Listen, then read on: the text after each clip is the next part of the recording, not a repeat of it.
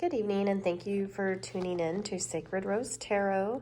Today we have a message coming to us from Kali Ma. Kali Ma says, facing fear, major spiritual changes are unfolding. This is your chance to soar. She is an awesome divine feminine. I've worked with her on a few occasions, and I absolutely loved every minute of it. She's very empowering. So I'm very grateful that she's overseeing this message for us today. Please like, share, and subscribe. And as always, take what resonates, leave what doesn't. All right, so Kali is coming to us from the Keepers of the Light Oracle cards by Kyle Gray. And Kali Ma is the Hindu goddess of death and rebirth. She brings old cycles to an end so we can experience transformation. She's a strong, fierce, fiery, and powerful image of the divine feminine. Many have been intimidated by her, but she is a mother energy and therefore completely loving. She's like a fierce mother, protecting her child from harm. She has a dark energy like the night sky, but it consumes fear and leaves only love. She is the twin flame of the god Shiva and has even been known to slay his ego so that he can reveal his true loving self. The extended message. This is a time when you are able to look fear in the eye and move away from it. Excuse me. Fear is just energy, and energy can be changed. This can be an intense experience because the human self is so conditioned that it may be used to operating with fear present. When the fear is gone, it may feel as though an emptiness is there, but this is space for love and miracles to enter. You are being filled with the courage of spirit now so that you can move from this phase of your life to the next. Trust the process and call on Kali Ma to help you release your fear and step into a space that's strong, focused, and courageous. That is absolutely beautiful, and I love it. Thank you, Kali Ma, for that message. Today, she's bringing us a message of Eye of the Needle, intentionality, and this is card 17. This is coming to us from the Shaman's Dream Oracle by Alberto Villoldo and Colette Baron-Reed. These are beautifully illustrated cards. I haven't even seen all of them in the deck, but every one of them that comes out is beautiful. This one speaks of the Eye of the Needle, intentionality. So sometimes when we look at this card and we think going through the Eye of a Needle, and there's a reference in the Bible says, rich man, what is it? A camel has a better chance of going through the eye of a needle than a rich man entering the gates of heaven, or something like that. So historically, I think it's been kind of made out to be this like impossible feat. It's like something that's so intense and like, good luck. It's not going to happen kind of thing. But this card speaks to being focused on what you want to happen and focusing that intention. When I think of intention setting, I think of having new moon rituals and setting intentions and then, writing them down and repeating them every night before bed. And then on, 2 weeks later when the full moon happens, burning that paper in with the intentions in the full moon and letting it go and giving it to the universe to see what happens. But the whole idea of having rituals and doing things repetitively is because it keeps it in our mind's eye, it keeps it fresh in our space, and so that we're seeing it every day and we're staying focused on it, and that really helps with intentionality and understanding that we're manifesting our everyday experience by our thoughts. It reminds me that it is so important to take each thought captive and ask ourselves, like, is this a thought that's helping me, or is this a thought that's hurting me? And is this a thought that is going to be positive and helping me reach my goals, my manifestations, my intention? Is it helping me toward living the life that I want to live? Or is it a thought that I maybe need to release to the universe and replace it with something else? And that takes work. That takes intention, just like this card says right here, the intentionality. So remember to take every thought captive and focus only on the good things. Focus on the highest good for you. And you're in a phase right now in this energy of releasing fear that Kali Ma is bringing us. Releasing fears, facing fears, and pouring into our intentions to live the life that we want. And this card is number 17. 7 plus 1 is 8. 8 in numerology is a card of abundance. It's a card of manifestation. It's a card of extreme power. So this is kind of a big deal. And I was curious to see what cards would come out to clarify this card. The first card out was the Justice card.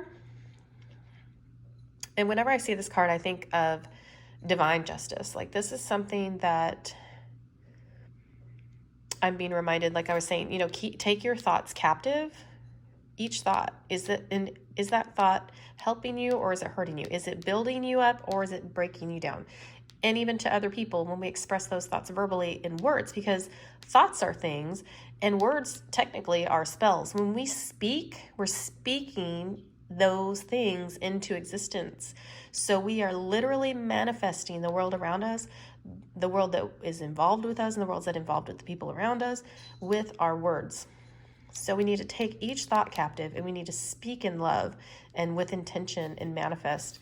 And so this Justice card tells me, do so in a way that builds up everybody around you. That is a just type of way. It's balanced. See the scales here.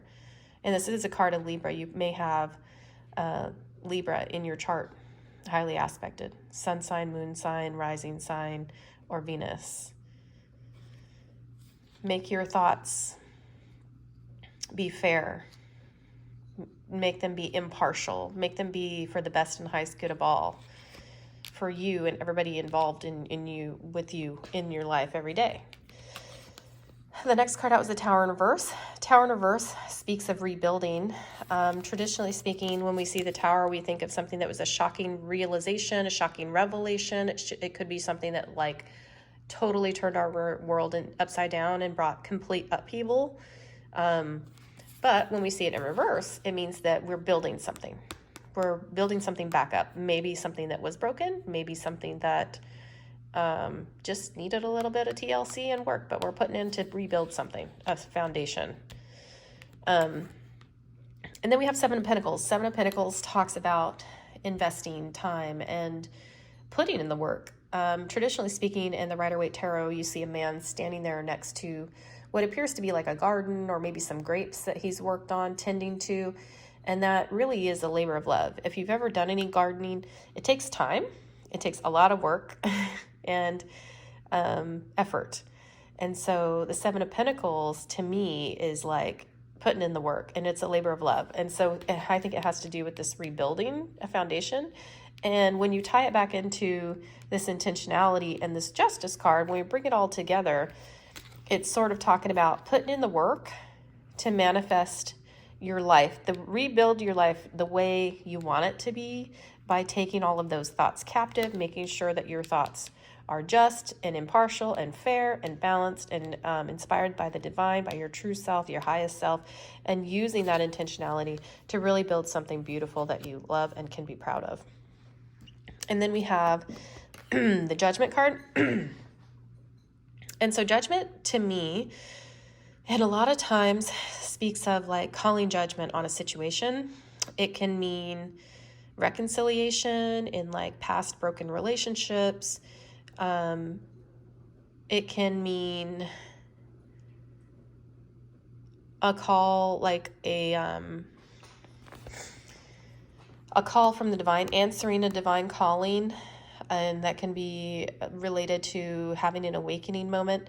This card doesn't look like the traditional Rider-Waite Tarot, which in that particular deck has this big archangel blowing a trumpet. And a lot of times people refer to that as Gabriel blowing the trumpet, the holy archangel blowing the trumpet, right? And so there's people coming out of coffins and they're arms raised, okay, we're rising up from the dead. And so that can speak to coming back to life. You decided to live your life a certain way. And to me, it looks like angel wings back here. So it's I'm rising up from this previous mentality, this old way of thinking. I've put down anything that's negative that used to break me down, and now I'm building myself up. So I'm having this new way of thinking. I've called judgment on this old way. I've been able to face my fear. I'm tapping into this energy that Kali Ma is bringing. And now I'm taking this chance to soar because I'm living with intentionality. I want to manifest the life of my dreams. I'm going to put the work in because I know that work is totally worth it. I'm going to have something that I'm proud of, that I've built, and that it's going to be the best for me and everybody in my life. And finally, the final card out was the Lovers. So the Lovers card can speak of possibly like a new love relationship coming in. I'm not even sure why that's here, quite honestly. It just kind of popped in, but it is a major arcana card. And so we have a lot of major arcana, like literally out of these 5 cards, to clarify this card, 4 of them are major arcana. That's pretty intense. That's a major, a lot of power.